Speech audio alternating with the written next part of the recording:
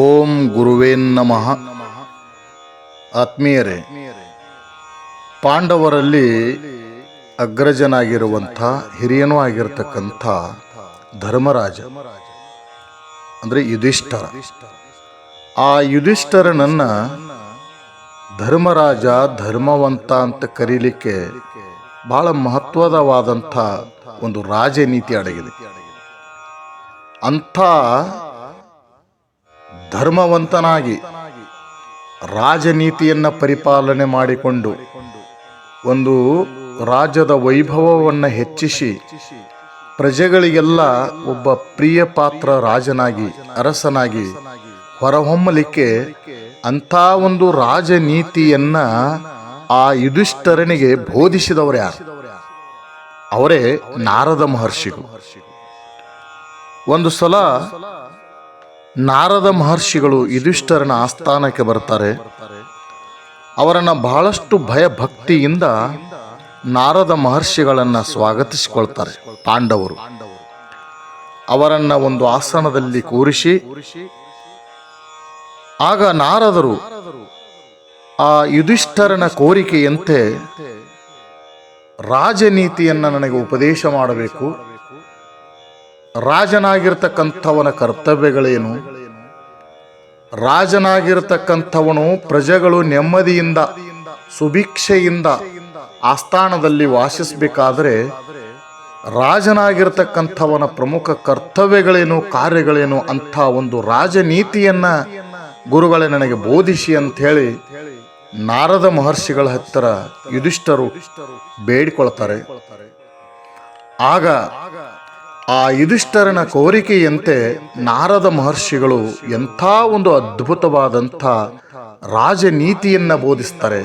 ಬಹಳ ಸರಳವಾದ ರೀತಿಯಲ್ಲಿ ಪ್ರಜೆಗಳಿಗೆ ಅನುಕೂಲಕರವಾದಂಥ ರಾಜನೀತಿಯನ್ನು ಅವರು ಬೋಧಿಸ್ತಾರೆ.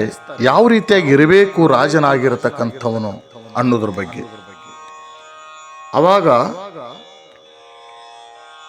ಯುಧಿಷ್ಠರ, ನಾರದ ಮಹರ್ಷಿಗಳಂತಾರೆ, ಯುಧಿಷ್ಠರ, ರಾಜನ ಮೊದಲ ಕೆಲಸ ಏನು ಅಂತಂದ್ರೆ ತನ್ನ ದೇಶವನ್ನ ಮೊಟ್ಟ ಮೊದಲನೇದಾಗಿ ಬಲಪಡಿಸುವುದು. ಅದರ ಸಲುವಾಗಿ ರಾಜನಾಗಿರತಕ್ಕಂಥವನು 8 ವಿಧವಾದಂಥ ಕಾರ್ಯಗಳನ್ನು ಕೈಗೊಳ್ಳಬೇಕು. ಆ 8 ವಿಧದ ಕಾರ್ಯಗಳು ಯಾವುವು ಅಂತಂದ್ರೆ ವ್ಯವಸಾಯ, ವ್ಯಾಪಾರ, ಪಶುಪಾಲನೆ, ರಸ್ತೆಗಳನ್ನು ಮಾಡಿಸುವುದು, ಸೇತುವೆಗಳನ್ನು ನಿರ್ಮಾಣ ಮಾಡುವುದು, ಕೋಟೆಗಳನ್ನು ಕಟ್ಟುವುದು, ಗಣಿಗಳನ್ನು ತೋಡಿಸಿ ಖನಿಜಗಳನ್ನು ತೆಗೆಸುವುದು, ಹಾಗೆ ಗುಪ್ತ ನಿಧಿಗಳನ್ನು ವಶಪಡಿಸಿಕೊಳ್ಳುವುದು. ಈ 8 ವಿಧವಾದಂಥ ಕಾರ್ಯಗಳನ್ನು ರಾಜನಾಗಿರ್ತಕ್ಕಂಥವನು ಕೈಗೊಳ್ಳಬೇಕು ಅಂಥೇಳಿ ನಾರದ ಮಹರ್ಷಿಗಳು ಉಪದೇಶ ಮಾಡ್ತಾರೆ.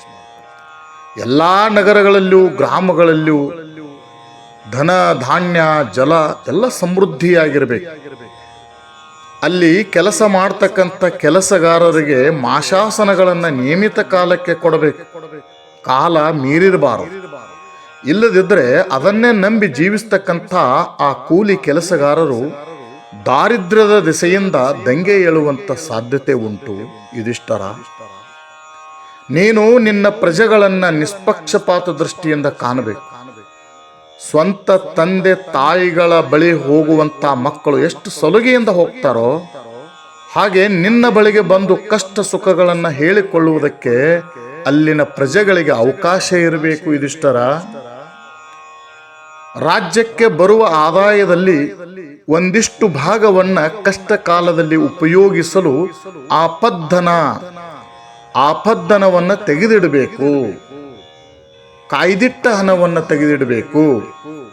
ಸಾಂಕ್ರಾಮಿಕ ರೋಗಗಳಿಂದ ಅಥವಾ ಇನ್ನಾವುದೋ ಒಂದು ಪಿಡುಗಿನಿಂದ ಪ್ರಜೆಗಳು ಬಾಧೆಗೆ ಒಳಗಾದರೆ ಅಂಥ ಸಂದರ್ಭದಲ್ಲಿ ಆ ಆಪದ್ದನವನ್ನು ಪ್ರಜೆಗಳಿಗೆ ಅನುಕೂಲವಾಗುವಂತೆ ಉಪಯೋಗಿಸಿಕೊಳ್ಳಬೇಕು. ನಾರದ, ಕ್ಷಮಿಸಿ ಯುಧಿಷ್ಠರ ಅಂತಾರೆ ನಾರದ ಮಹರ್ಷಿಗಳು. ಕ್ಷಾಮ, ವಿಪತ್ತು ಇವುಗಳನ್ನೆಲ್ಲ ಪರಿಹರಿಸಲಿಕ್ಕೆ ಆ ಆಪದ್ದನವೇ ಜೀವಾಳ. ರಾಜ್ಯದ ಪ್ರತಿ ದಿನದ, ಪ್ರತಿ ತಿಂಗಳ, ಪ್ರತಿ ವರ್ಷದ ಆಯವ್ಯಯಗಳ ವಿವರಗಳನ್ನು ತರಿಸ್ಕೊಂಡು ನೀನೇ ಪರಿಶೀಲಿಸಬೇಕು.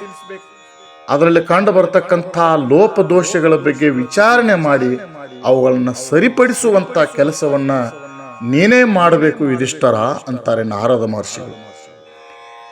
ವ್ಯವಸಾಯವನ್ನು ಕೇವಲ ಮಳೆಯ ಮೇಲೆ ಅವಲಂಬಿಸದೆ ಅದಕ್ಕೆ ಪರ್ಯಾಯವಾಗಿ ಕೆರೆ ಕಟ್ಟೆಗಳನ್ನು ತೋಡಿಸಬೇಕು.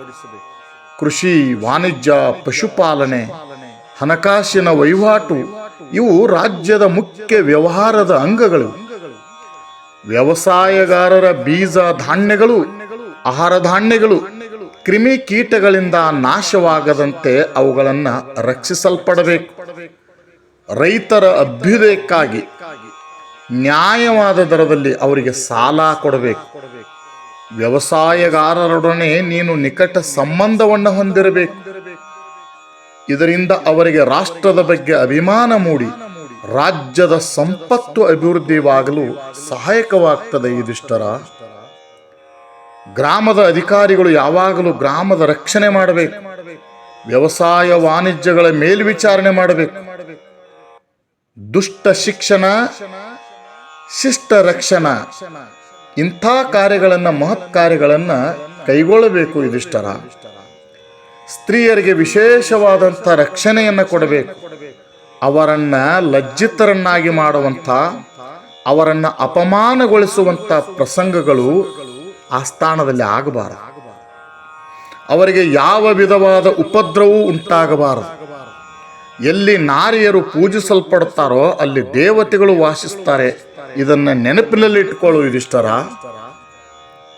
ಕುರುಡರಿಗೂ, ಕಿವುಡರಿಗೂ, ಹೆಳವರಿಗೂ, ಅಂಗವಿಕಲರಿಗೂ, ಅನಾಥರಿಗೂ, ಮಕ್ಕಳಿಂದ ತೊರೆಯಲ್ಪಟ್ಟ ಅಥವಾ ಮಕ್ಕಳಿಲ್ಲದ ವೃದ್ಧರಿಗೂ ಆಶ್ರಮಗಳನ್ನು ಕಟ್ಟಿಸಿ ಅವರನ್ನ ನಿನ್ನ ಮಕ್ಕಳಂತೆ ಭಾವಿಸಿ ಅವರನ್ನು ಸಲುಹಬೇಕು ಯುಧಿಷ್ಠರ. ದೇಶವನ್ನು ಸಂರಕ್ಷಿಸಲು ಅಗ್ನಿಶಾಮಕ ಯಂತ್ರಗಳನ್ನು ಸಿದ್ಧಪಡಿಸಿಕೊಂಡಿರಬೇಕು. ವಿವಿಧ ರೀತಿಯ ರೋಗಗಳನ್ನು ನಿವಾರಿಸಲು ದೇಶದಲ್ಲಿ ವೈದ್ಯರ ತಂಡ ಇರಬೇಕು. ಔಷಧಿಗಳ ಭಂಡಾರವನ್ನು ಸ್ಥಾಪಿಸಬೇಕು.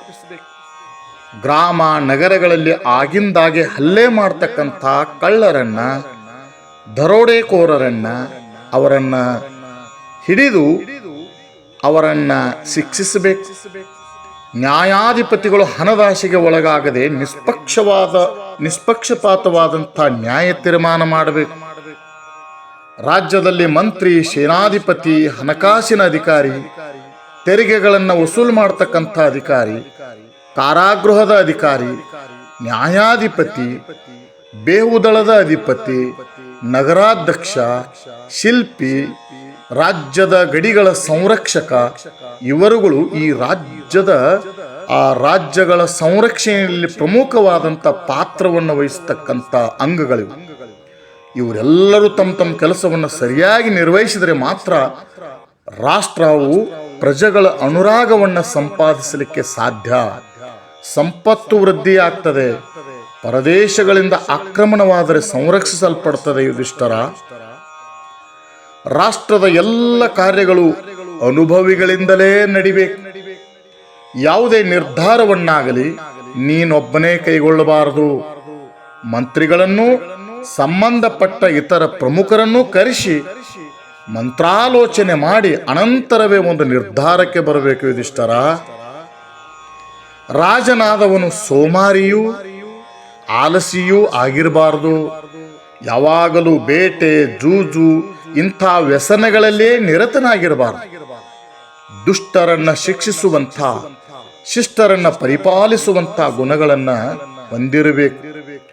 ಕಾರಣವಿಲ್ಲದೆ ಯಾರಿಗೂ ದುಃಖವನ್ನಾಗಲಿ ಕೋಪವನ್ನಾಗಲಿ ಉಂಟು ಮಾಡಬಾರದು ಯುಧಿಷ್ಠರ.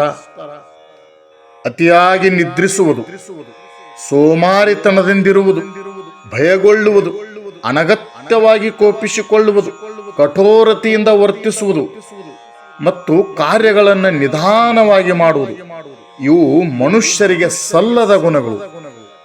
ರಾಜನಾದವನಂತೂ ಈ 6 ದೋಷಗಳನ್ನು ಖಂಡಿತವಾಗಿ ಪರಿತ್ಯಜಿಸಬೇಕು ಯುಧಿಷ್ಠರ.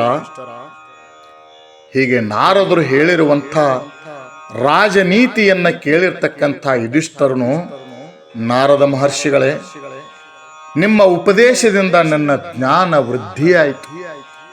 ತಾವು ಹೇಳಿದಂತೆ ತಾವು ಹೇಳಿಕೊಟ್ಟ ರಾಜನೀತಿಯನ್ನ ಧರ್ಮದಿಂದಲೇ ನಾನು ಪಾಲಿಸ್ತೇನೆ ಅಂಥೇಳಿ ಯುಧಿಷ್ಠರನು ನಾರದ ಮಹರ್ಷಿಗಳಿಗೆ ನಮಸ್ಕಾರ ಮಾಡ್ತಾನೆ.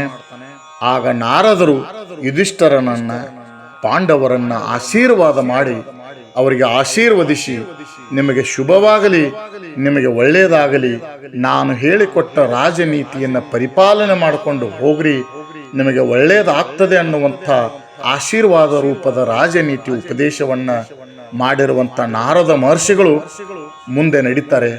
ಇಂಥ ನಾರದರ ರಾಜನೀತಿಯನ್ನು ಪರಿಪಾಲನೆ ಮಾಡಿಕೊಂಡಂಥ ಧರ್ಮರಾಜ ಯುಧಿಷ್ಠರ ಧರ್ಮದಿಂದಲೇ ರಾಜ್ಯಭಾರ ಮಾಡಿದ ಪುಣ್ಯಾತ್ಮರೇ. ಅಂಥ ರಾಜನೀತಿಯನ್ನ ರಾಜರಾಗಿರ್ತಕ್ಕಂಥವರು ಪರಿಪಾಲನೆ ಮಾಡಿಕೊಂಡು ಹೋಗಬೇಕು ಅನ್ನುವಂಥ ಮಾತನ್ನ ನಾನು ಹೇಳಲು ಬಯಸ್ತೇನೆ. ನಮಸ್ಕಾರ.